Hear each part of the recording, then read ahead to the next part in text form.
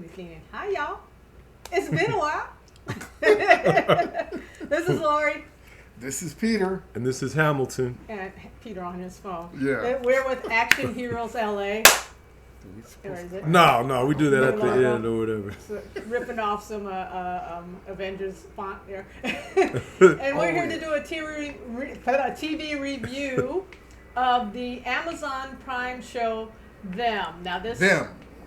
Just Who? not the Not us. ants. Not the ants. This is the second thing we've reviewed titled Them. That's right. Right. It's a TV series now. And we've officially been doing reviews for like a year. In the pandemic reviews for a year now. Right. That date passed just recently. Exciting, isn't it? So we're here to review the Amazon, and I've left my notes somewhere. Excuse me, and everything. I like that for sale sign in the back. I'll let it run. For the TV show Them, which was released this year, a few months ago, a month or two ago, on Amazon Prime, and it is about a black family in the 1950s.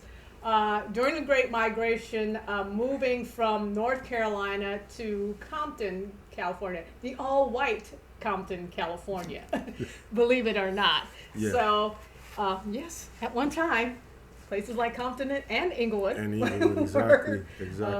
So, you guys want to give your impressions of this series? Should I start with my first impression because it was pretty dramatic? Yeah, I think it's important for us to talk about our first impressions of this show. When the first episode, watching the first episode, I was just so turned off by this show. I was not impressed.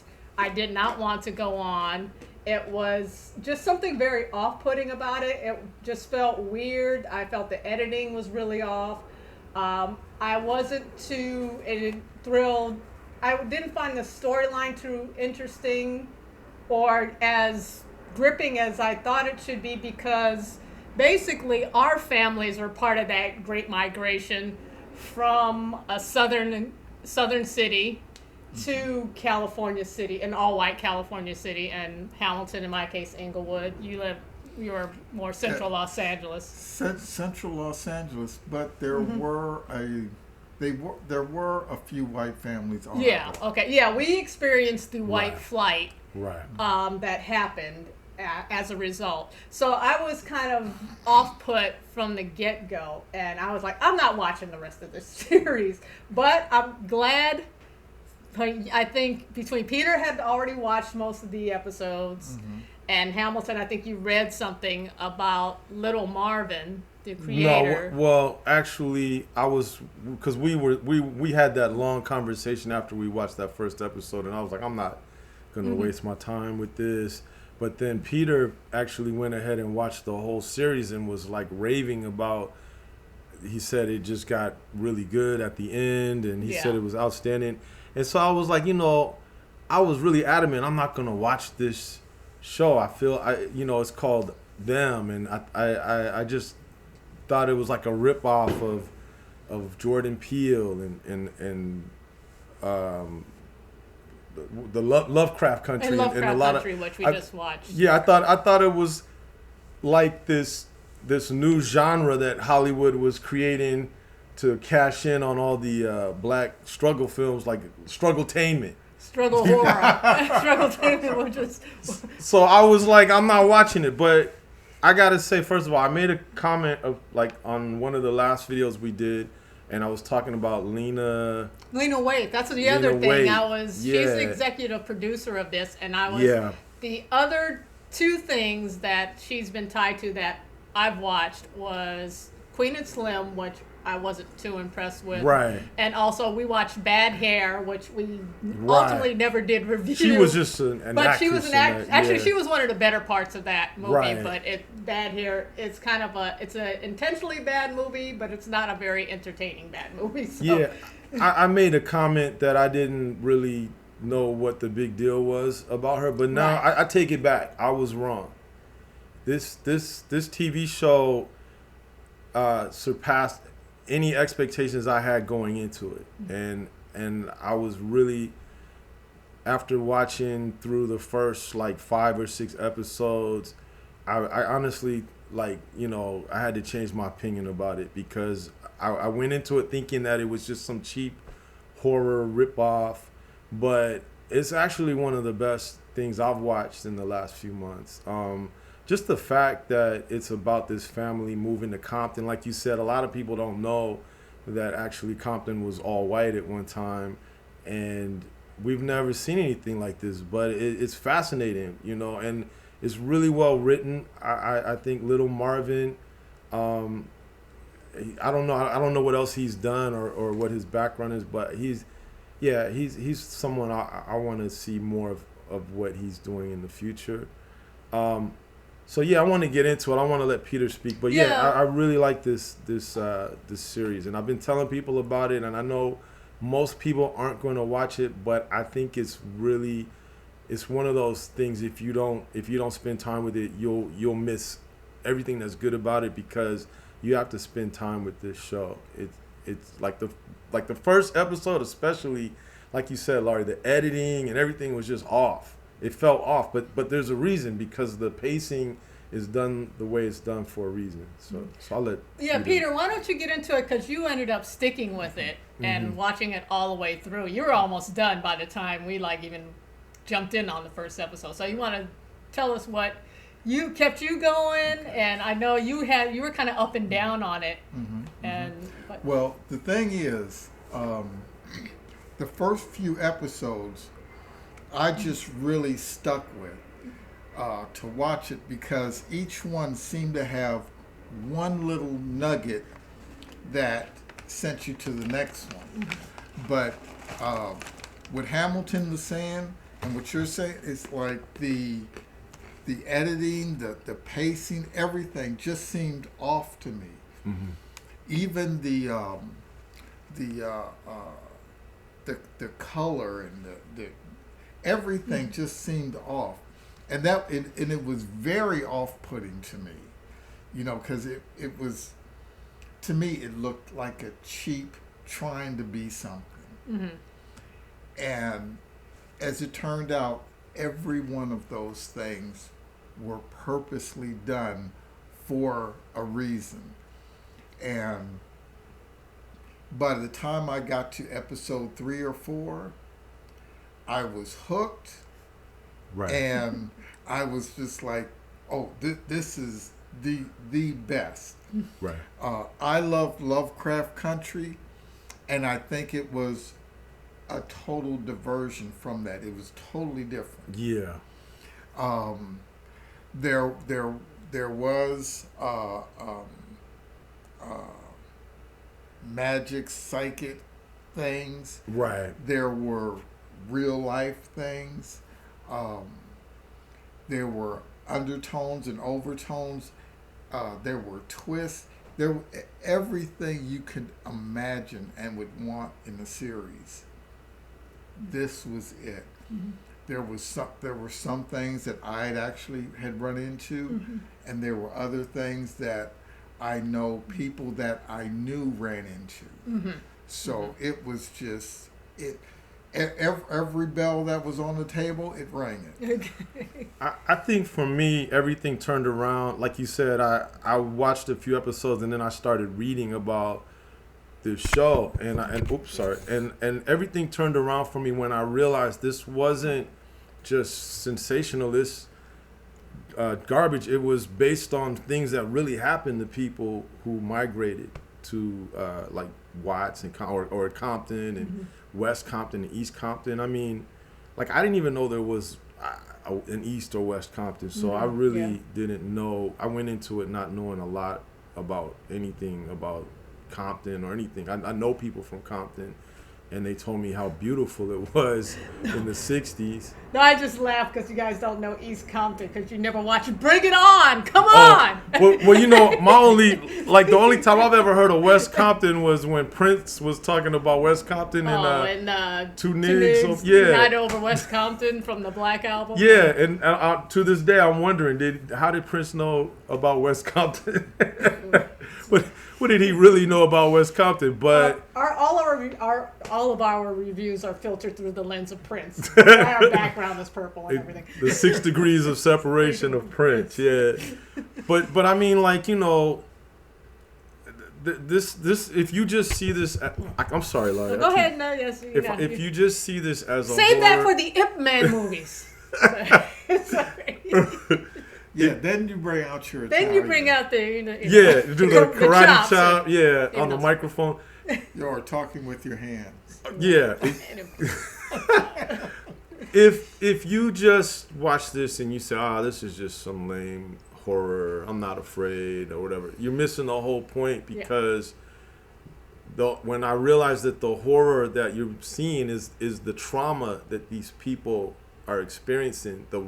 It's not the ghosts are like the ghost of America's haunted racial past, you know, of its ugly racial history. It's foundation basically. Yeah. And so when I started understanding those things, it changed my whole like perspective on what this show was about for me. Yeah, I wanted to get in because I think what gave me a chance, you start watching it more, and then you sent me an interview with Little Marvin, and him understanding the context, what he was going for in this show, really helped me to re-engage with it and to stick with it, and I'm so glad I did, because this show is pretty deep. Yeah. And I think like Lovecraft Country was amazing, but this has even hit a deeper level for me, because I think Lovecraft Country did, I mentioned this before, it did still want to be entertainment. This is like, he has something to say. Right. He's not here to like make you feel good and hopeful or, you know, Exactly. it's like, this is the trauma, this is America's trauma through the lens of the Black experience. So I stuck with it. I'm so glad I did. Gosh, I have a ton more I could say about it, and I'm drawing a blank. But yeah, that's what. And also stylistically, it was the show set in the 50s, but filmed like a 70s movie. And so that accounted for like being so off-put by like the editing or the colors or things. I tell you, one of the most brilliant things is the selection of music and how it's used. That's true. Songs and how it's used in this show.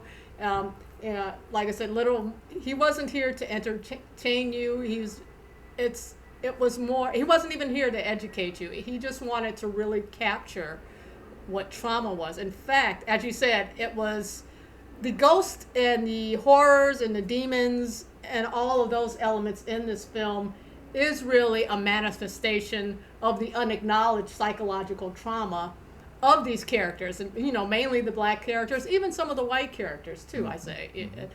But it is one of the things I actually was disappointed in is in the end, spoiler alert, that they do say they were real demons. I was hoping it would just remain like kind of an imagined thing or kind of still in just people's heads, rather than actual being ghosts and what it was. And I don't know if I want to reveal what happens. It's there because there's an element. There's a flashback to the like 1800s, and it's Compton basically, and something that happened in Compton at that time where the land was cursed. That's such a harrowing scene too, and just really just just kind of anyway. So that's what I wanted to. That's where I got engaged in this, and I am so glad I did. I don't watch this to be entertained. I think you'll be missing the point. It's more of we mentioned like Wong Kar-wai as a filmmaker. He's the other one. Can't think of his name. John Woo. Not John Woo. No, the Black filmmaker Barry Jenkins too, and his movies like Moonlight and If Beale Street Could Talk.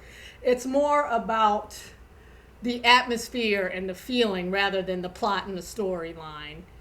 That's where the importance, the effect of watching their movies or this show comes in. It just kind of like the headspace it puts you in, the emotional space it puts you in, and how it's like poetry to me. You know, the words on the page might not immediately make sense to you, but on another level it does that you can't quite explain. So that's what this show does for me. Well, what I thought was brilliant about this show too was that it showed a lot of hurt from both sides. And when I say both sides, because actually to me it just should be, it shows people having trauma. It does. But it shows white, it shows black, it shows everyone, male and female. Male and female. It does show like the oppressive, I thought it was another interesting storyline, the white women who are trying to make a name for themselves in business as professionals, and how they got manipulated and sacrificed at the altar of male power, right. and control, and to maintain the status quo. It was, right. Even that gets touched upon in this. The redlining. I used to be a realtor, and I remember hearing the stories about redlining back in the 60s in Inglewood, and but they get into it. Yeah, they do. They say, yes. That's what I was reading more, which is great, to read more and to watch more interviews with the people who created the show, how they took the actual realtors information that they used back then and took the language and the maps and all that and used it in this show. So all the things you're seeing was actual stuff they found. Right. So I mean, that's. I guess we should mention and the way the money worked, that you made money or more money either way. Yeah. And bankers and banks were out to. They didn't care. They didn't care whether you were white or black. They were going to hurt you. Yeah. And make you pay them more money. Right. It was. Yeah, when it no longer served them to make. When the white neighborhood was established and nobody was going anywhere, they would, all right, time to turn it into a black neighborhood so we can resell these houses. And the whole covenant clauses that they glossed over about blacks were not supposed to be able to live in those homes. And yet they sold them. They sold them to black people, not telling them that you're not going to be welcomed in this neighborhood. And and the people get there and they find out that it's like a nightmare or something. You know? But I mean, they're escaping the South, which was lynchings and KKK and all that stuff. Yeah. And so I really want to mention the actors. I don't know her name. Deborah Oyorinde. I hope I say that right. She plays Lucky, the matriarch of the family. And the father.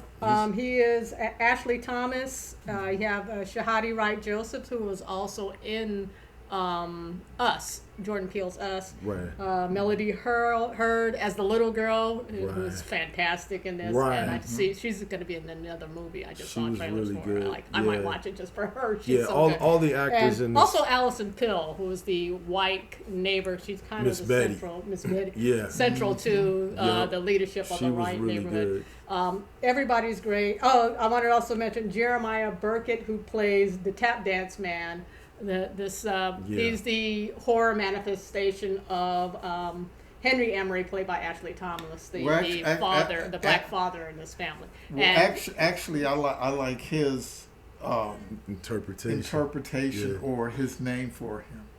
The inner coon. Your inner coon. I think when we all realized that's what it was, it just it just illuminated so much about what was going on, because I just thought he was some weird ghost at first, but when I realized this is that pixie that Dave Chappelle was talking about years ago, that appears when you're in a weird racial situation, and you're conferring with yourself, and you got this racial pixie, and you're going back and forth about what you know versus what you're experiencing.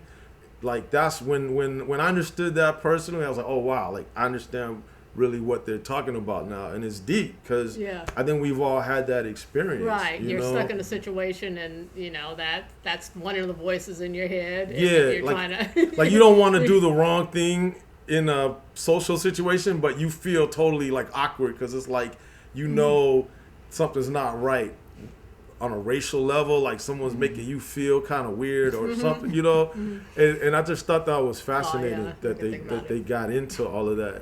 Yeah. the psyche. See, that's of it. why I was so disappointed at the end. They kind of said, well, they were actual ghosts and demons and all that stuff. I was like, oh, it was such a brilliant idea, that manifestation of your trauma or the psychological Exactly. state, how you talk to yourself. Exactly. You know, that side of yourself you don't want. Exactly. You know? I think that's for me what makes this show really unique is that it transcends horror as a genre. Yeah. The horror is real. It's like the psychological horror. It's the emotional and physical horror that these people are experiencing that's real.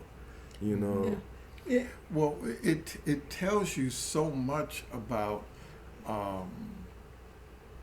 racism too, because we had people in there who were just straight up racist, and they didn't know why they were. They just were. Mm-hmm. Then you had people who were, well, let the family live. Well, I don't care. It doesn't do anything. Mm-hmm. But in order to keep their status within the community, they had to go along with it. And they had to say things that you could tell these were brilliant actors, because on their face, although they said it, you could tell, I don't want to say it. You know, or they did, well, if they did this, then that means you must have done something. What did you do? Mm-hmm. But they knew they couldn't say that, but their face said it. Right. They were acting with their bodies and emotions, and brought that across, as well as them saying something different, them speaking differently. So I just thought that it was a fascinating series. They just kept going and kept going, and then when you're seeing this, and you see this other person fall into, yes, let's not go after these people, but then you find out, yeah, but he's got an ulterior motive. Yeah. Right. And it's like, oh my God. Yeah. It's I was just, like, oh, You literally think have to watch yeah. the whole series to Yeah, you really do. understand what's Yeah. going Right. on, because they don't reveal some things until the end. Right. Yeah, there's a lot to like character motivation.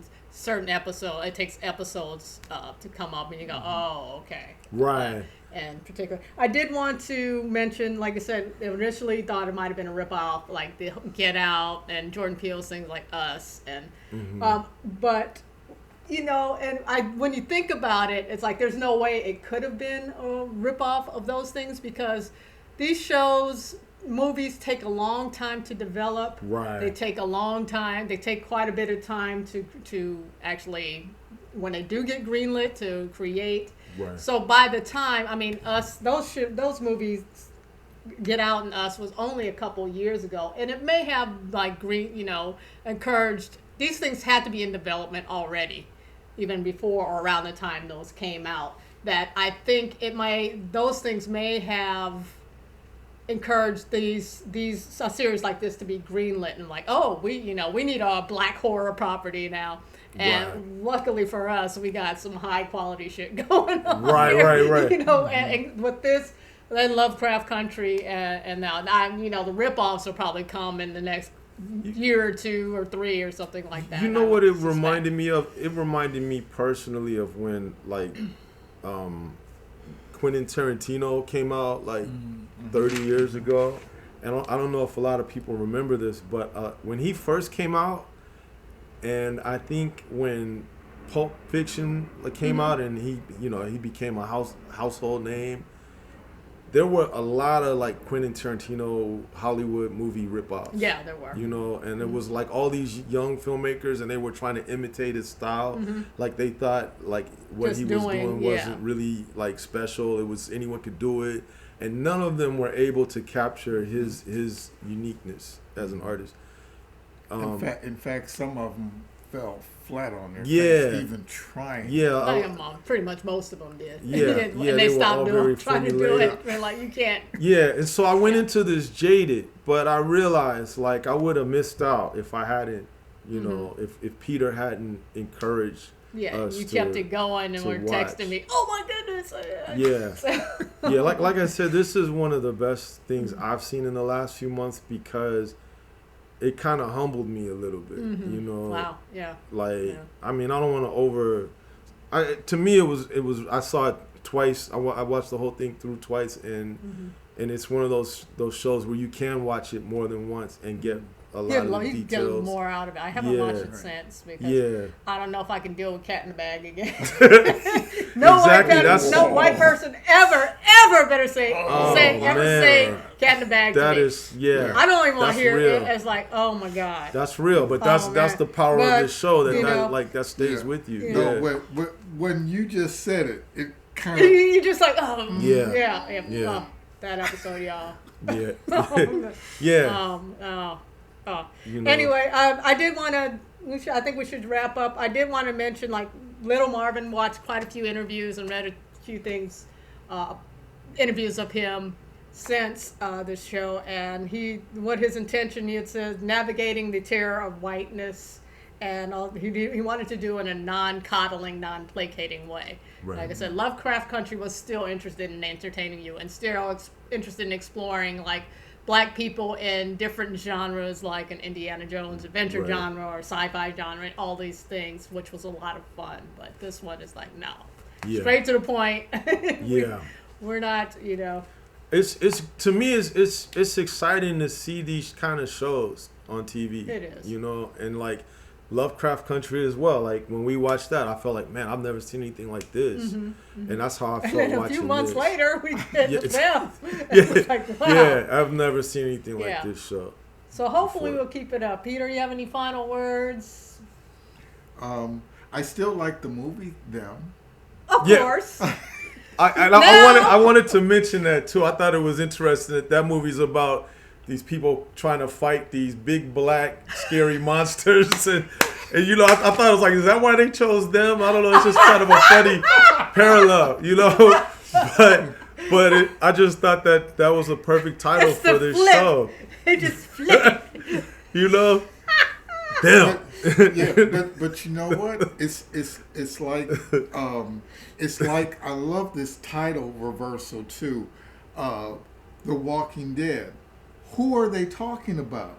Are they talking about the zombies, the Walking Dead, right? Or are they talking about the people who they're going to die?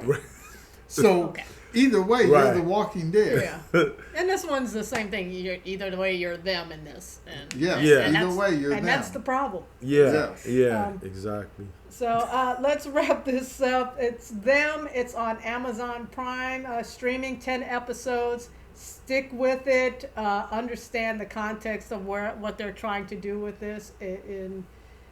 It's something else. And I mentioned it's like poetry, and I'm not talking about your rhyming poetry that you see, you know, somebody sends about some sunflowers and shit, and sunshine, and how you make my day happy. No, I'm talking about real poetry. Okay? Right. So, like the poetry back in the day when you go like this. Just like Slam poetry.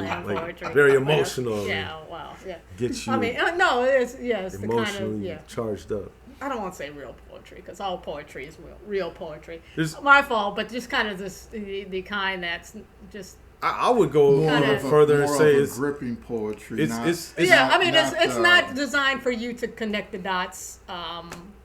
You know, textually, it's you know, like the words. Oh, you immediately understand that. It's like, I don't know, but I understand that on some level. Right. Yeah, if you know what I'm saying. I would go as far as to say it's like real cinematic poetry. Oh, you know, yeah, that's a good. It's a lot of metaphors and a lot of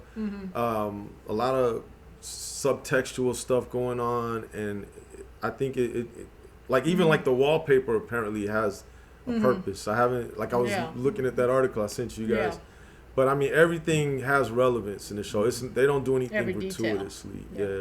And it's better for that reason. It's not just to entertain you or to freak you out. It's real stuff. It's really to kind of touch you on a visceral level. It touches on a lot of stuff that's very real. All right, so we out. We are out. I messed it all up. I gotta hit We gotta work on that.